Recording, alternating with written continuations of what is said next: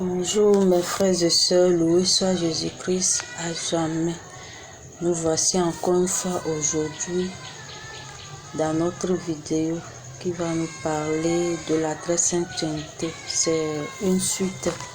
La dernière fois, nous avons essayé de dire en globalité ou bien globalement ce que c'est que la très sainte Trinité, les trois personnes qui la composent. Et nous avons promis dans les vidéos qui suivront de parler de chacune des personnes de la très sainte Trinité. Nous y voilà aujourd'hui. Nous allons parler de la personne du Père, donc Dieu le Père. Donc avant d'en arriver là, nous allons revenir sur le but. Pourquoi cette étude? Donc, la très sainte Trinité, on sait Dieu est Père, Fils et Saint-Esprit. Comment avoir une intimité avec chacune des personnes de la très sainte Trinité? Déjà, nous avons dit que la très sainte Trinité existe vraiment et c'est l'un des fondamentaux de notre foi. Donc, croire en Christ, croire, accepter, recevoir le baptême, on doit savoir que nous le recevons au nom des trois personnes, au nom du Père, du Fils et du Saint-Esprit. Donc, nous adorons un Dieu, nous croyons en un Dieu qui est trine. Donc, comment avoir une relation avec chacune de ces personnes? Que représente chacune d'eux dans ma vie? Quand je prie, je dis Dieu. Est-ce que je m'adresse au Père, au Fils ou bien à l'Esprit? Est-ce que je prie chaque temps disant Dieu? Est-ce que je dis Jésus? Comment ça se passe dans notre prière? Est-ce quelle relation nous avons avec chacune de ces personnes? Maintenant, comment avoir une intimité avec chacune de ces personnes? Donc, nous devons savoir que si Dieu est un et il y a trois personnes en lui, nous devons rentrer en relation particulière avec chacune de ces personnes. Nous ne pouvons pas chaque temps, on ne sait pas vraiment, est-ce que je m'adresse à Dieu le Père, à Dieu le Fils. C'est vrai que si je m'adresse à Jésus, il porte ma prière à son Père, mais quand même, je dois avoir une relation particulière avec chacune d'elles. Et moi, je pense et je crois fermement que chacune de ces personnes aimerait avoir une relation spéciale avec toi. Ou bien chacune de ces personnes veut avoir une relation personnelle avec nous. Donc du coup, Dieu le Père. Le Père, qu'est-ce qu'un Père? Un Père, c'est quoi? C'est la source de la vie. Et nous voyons que étant la source, c'est lui qui a eu l'intention, la première intention de créer l'homme. Donc il dit, faisons l'homme à notre image. Genèse 1, verset 26. Genèse 1, verset 27, il est dit, Dieu créa l'homme à son image, et à l'image de Dieu, il le créa. Mâle et femelle, il le créa. Donc c'est Dieu qui a eu l'intention. Et quand on parle de la création, il dit faisons.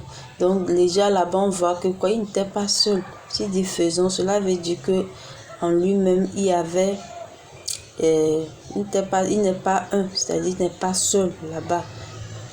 Donc il y avait au début, c'est-à-dire à la création, nous avons les trois personnes.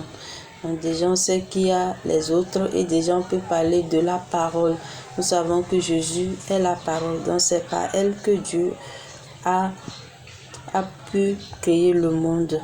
Donc c'est lui qui est la source, mais il a utilisé sa parole qui est Jésus et qui l'a fondé.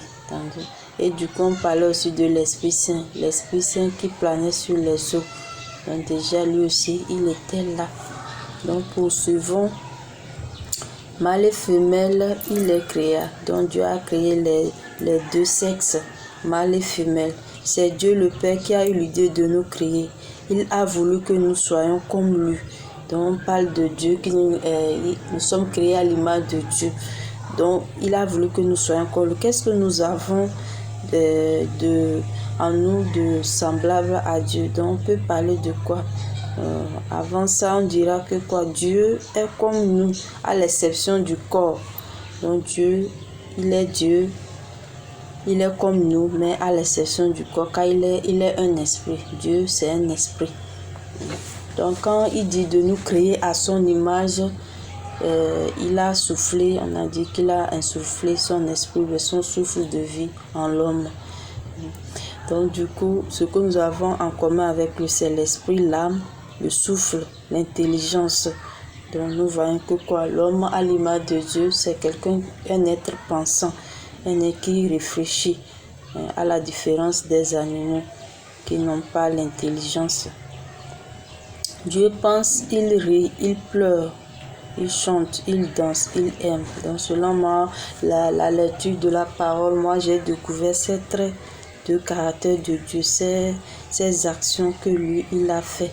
Donc en lisant, nous allons voir qu'il y a tout ça là en Dieu. Donc si nous dansons, c'est quelque chose de beau que Dieu nous a transmis. Donc lui aussi, il en fait. Selon moi, donc si je me trompe, quelqu'un peut dans les commentaires réagir pour nous dire ce qu'il en pense.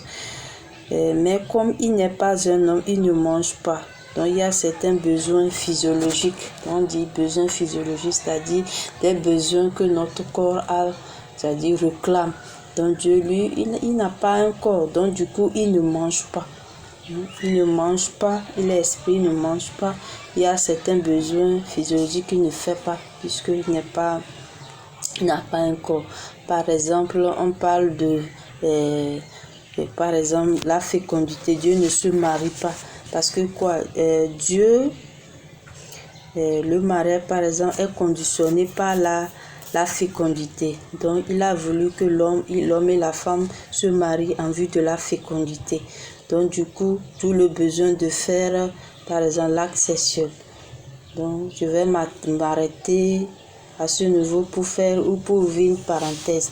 Donc, du coup, si tu n'es pas marié, bon, et automatiquement, tu dois savoir que tu ne dois pas utiliser le sexe. Donc, le sexe est fait pour le mariage, en vue de la fécondité. Donc, en même temps aussi, on peut parler de l'homosexualité. Ceux qui disent que bon, le mariage de deux sexes est semblable, c'est-à-dire deux sexes identiques. Donc ça, c'est pas possible puisqu'il ne peut pas avoir fécondité.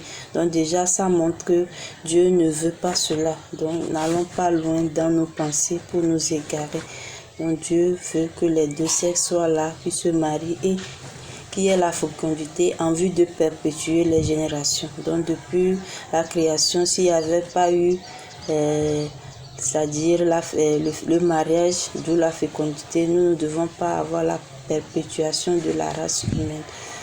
Donc, mon intimité avec Dieu le Père se manifeste pleinement et est indiquée clairement dans la prière du Notre Père.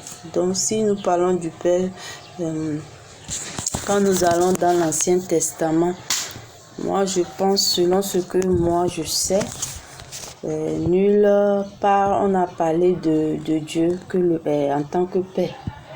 Donc, si cela est faux, que quelqu'un nous revienne pour nous le spécifier clairement. Pour les prochaines études ou bien après cette étude, je vais chercher la catéchèse de l'Église catholique pour avoir aussi ce qu'elle dit sur tous ces aspects de la très sainteté et chacune de ces personnes pour pouvoir vous donner une étude encore plus approfondie. Moi, j'ai voulu que ça soit quelque chose qui vient de moi.